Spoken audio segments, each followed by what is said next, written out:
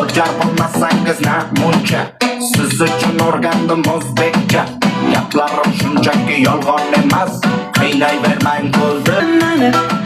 Ovora qilma meni, yaxshi bilaman.